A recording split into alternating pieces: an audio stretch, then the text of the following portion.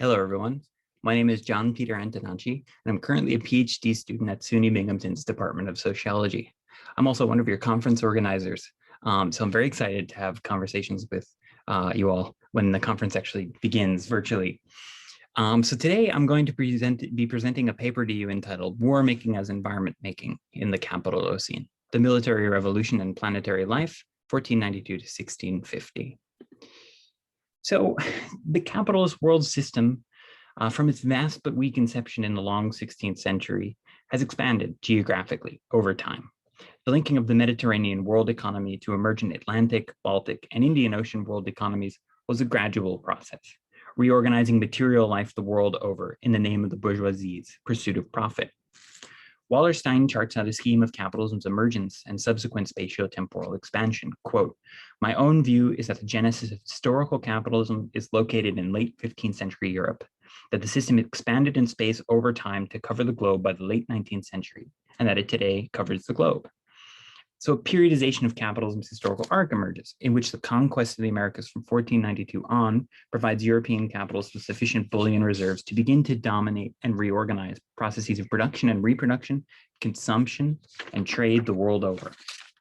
At the same time, capital's need to restructure relations of production and reproduction involved a simultaneous revolution in environment making. Global environments from the long 16th century on would be reorganized towards the fulfillment of capitalists' need to endlessly accumulate.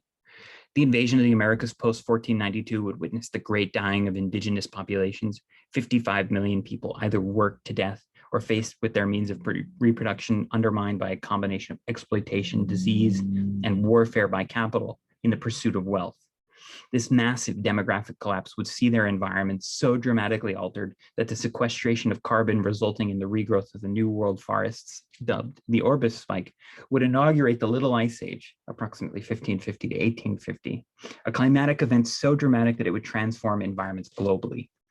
Capital henceforth would successively and cyclically reorganize global environments, appropriating cheap natures, food, labor, energy, and raw materials to periodically counteract this tendency of the secularly declining rate of profit. Finally, the long 16th century saw a revolution in war making. Warfare had, of course, existed before the 16th century. However, the military revolution, roughly 1500 to 1710, involved quantitative and qualitative transformations in European strategies in the waging of war. Europeans, when fighting wars, would henceforth fight to conquer and fight to kill. Modern wars would become both more frequent and larger in scale. Tactical innovations in the fighting of war, linked to the proliferation of gunpowder in Europe, would see troops trained to fire their weapons in unison, demanding an almost industrial capacity to kill, and with it, strategies of discipline, remarkably similar to later innovations in workplace management, what we might call a militarized Taylorism. Thus, in the long 16th century, we can observe three world historical turning points of incredible importance. One, the birth of capitalism as a mode of production following the Columbian invasions.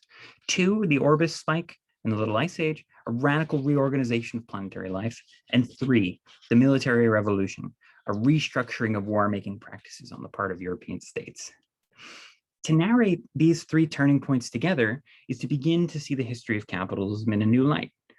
The world ecology conversation opens up a view of capitalism as a way of organizing natures towards endless accumulation, recognizing that the birth of capitalism precipitated not just a revolution in environment-making strategies, but also a revolution in war-making as well, allows us to see how power and domination, in their militarized forms, have helped to underpin capitalists' profit maximization strategies from its inception to the present day. So, one of the points of departure for the world conversation commences from an observation of how the law of value has operated under historical capitalism. Many so-called orthodox Marxists have argued that exploitation at the point of production, the factory, represents the key relation under capitalism. But Moore's world ecological rendering of the picture looks different. He argues that every act of exploitation at the point of production requires an even greater act of appropriation beyond the point of production, in all those places where capitalists' power extend. The contributions of cheap nature, the four cheaps, food, labor, energy, and raw materials, underwrite capital's profit maximization, keeping costs low and profits high for capital. But cheap natures are not intrinsically cheap. They have to be made so. Dr. Moore once remarked to me in a conversation, in a very sort of Wallersteinian historical inductive fashion, that if we look at the history of the modern world, it would be almost insane to try to narrate it without taking into account the subjugation and domination of most people. Power makes nature cheap. The real and ruling abstractions of race and gender, which place women and people of color alongside quote unquote nature as something to be exploited as cheaply as possible, devalue the work and lives of the world's proletariat, biotariat, ecotariat. So if we take this point seriously, that power and domination underwrite capital's cheap nature strategies, the world ecology perspective would thus compel us to go out and look for those historical processes and relations that make nature cheap, that structure and restructure global environments towards endless accumulation. Turning Dr. Moore's statement about power and domination into a question, I asked myself, what other relations would seem essential to narrating the history of capitalism as ecology? What other forms of power and domination taken, enabling the production of cheap natures in the modern world? I arrived at the relation of war making. From its inception in the long 16th century, capitalism's movements through the dialectic of exploitation at the point of production and appropriation beyond the point of production have been historically militarized. First, on the militarization of the point of production.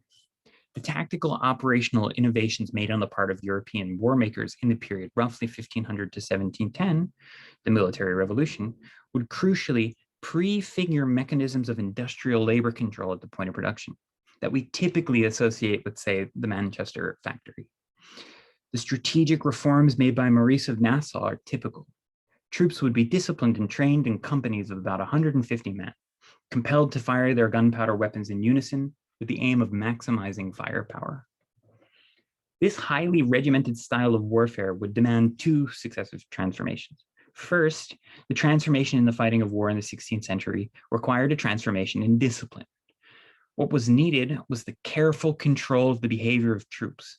Their loading, aiming, and firing of weapons required their movements to be disciplined and coordinated to the second.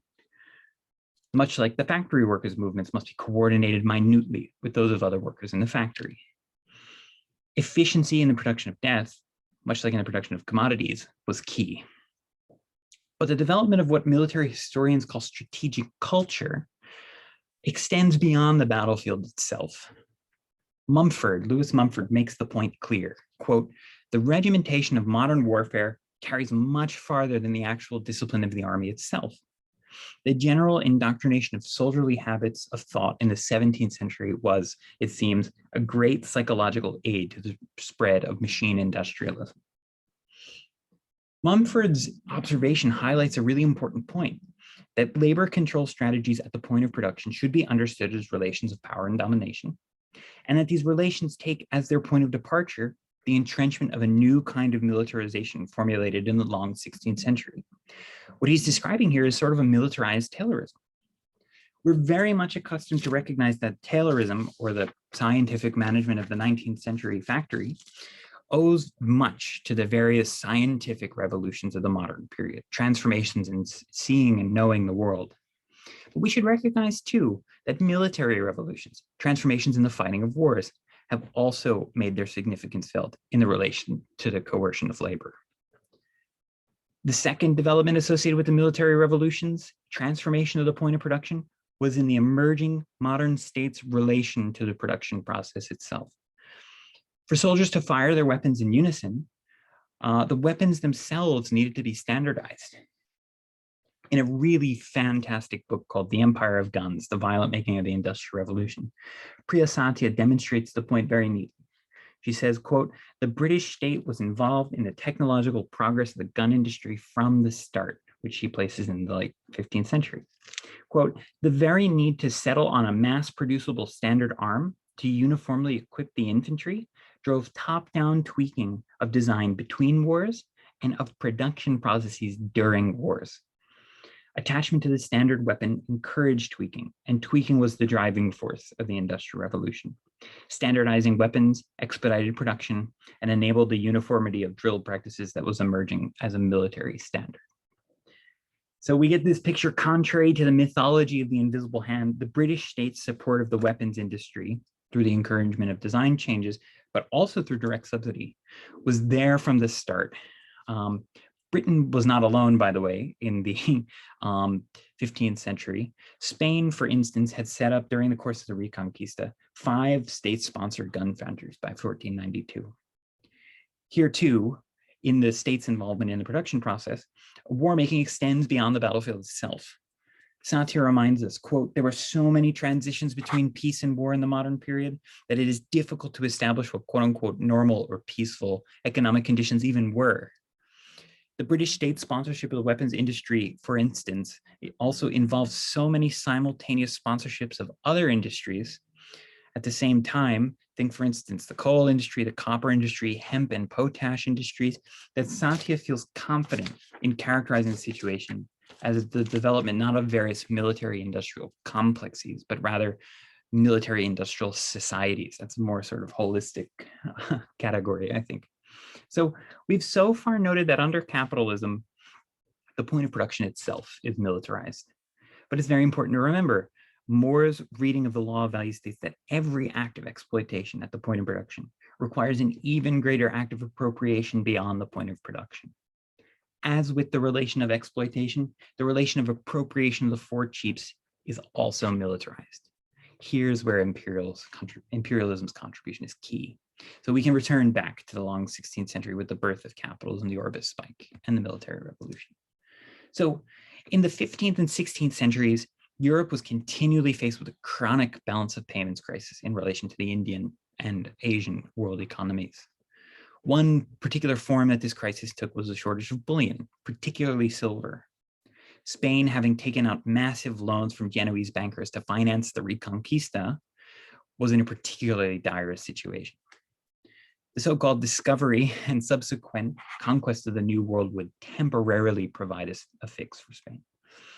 It's widely accepted that the conquistadors looted gold and silver from the civilizations of the New World, right? We get a picture of swashbuckling adventurers grabbing all the silver and gold that they could lay their hands on, stealing the fruits of indigenous people's labor in a Prescott-Webbian windfall cash grab. But what happened next after the conquistadors' looting is of extreme consequence for the rise of capitalism. For this swashbuckling looting could only occur one time. Henceforth, the Spanish would need to produce bullion. This dialectic of conquest, plunder, and productivity would provide the blueprint for capitalism's cheap nature strategies for centuries to come. Indigenous peoples would be forced to labor in the mines of the New World, most infamously, but not only, at Potosi. And this labor was cheap. To give you an idea of how cheap this coerced labor was, we can compare the wages provided for the Mita labor draft to the estimated cost of social reproduction in Potosi in the 1590s. Historian Chris Lane, in his book Potosi, does just this. He writes, quote, wages were scarcely 10 pesos a month, assuming they were paid as promised. Some Jesuits broke down the basic costs of social reproduction in Potosi, sort of calculating all the things that someone would need to reproduce themselves, and they arrived at a sum of 26 pesos. So they're paid 10, but cost of social reproduction is 26 pesos. Lane continues, if his estimates are correct, the mandated wage for the miatos would have barely covered the cost of half a bushel of freeze-dried potatoes. There'd be nothing left over for cooking fuel, much less animal protein or stimulants such as coca and chicha. A labor regime that would compel these workers to abandon their temporal life-making schedules, for instance, the production of foodstuffs organized around planting and harvest times, would need to be instituted by force. The Chichimecas War of 1550 to 1590 is really sort of demonstrative of this use of force to enable appropriation by militarization. In 1546, silver deposits were discovered by the Spanish in Zacatecas in New Spain. The Chichimecas were a semi-nomadic people living in the area at the time. To the Spanish, everything is set, right? You have silver there to be appropriated and cheap labor to do the work.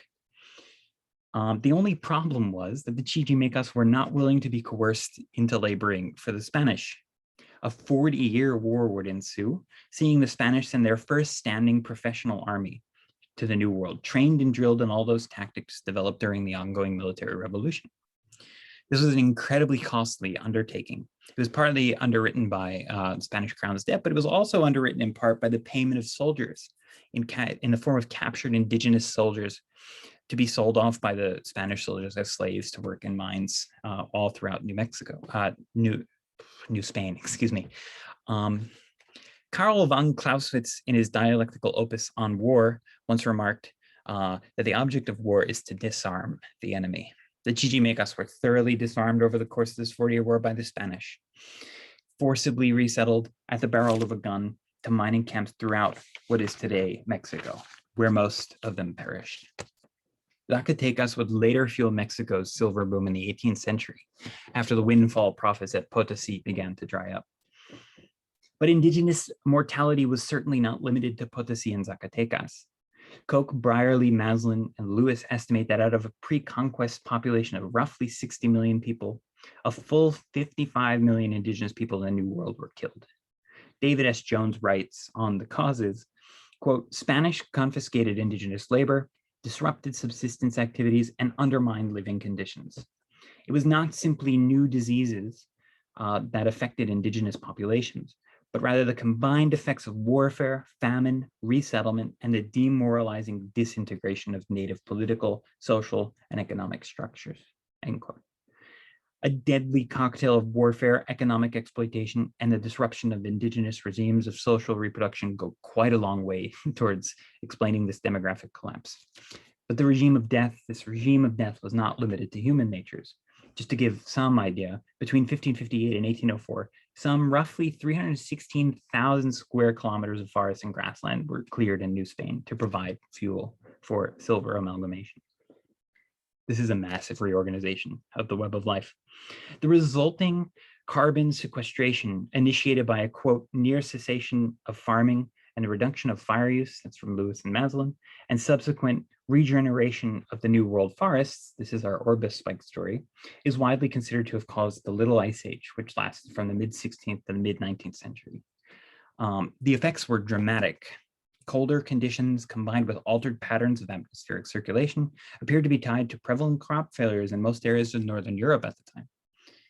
Not limited to Europe, atmospheric change was felt in Asia, Australia, India, Africa, the Caribbean, and North America also. This is a global climatic event. Ming China too felt the impact of the Little Ice Age. For there too, there were a ton of crop failures, revolts, etc.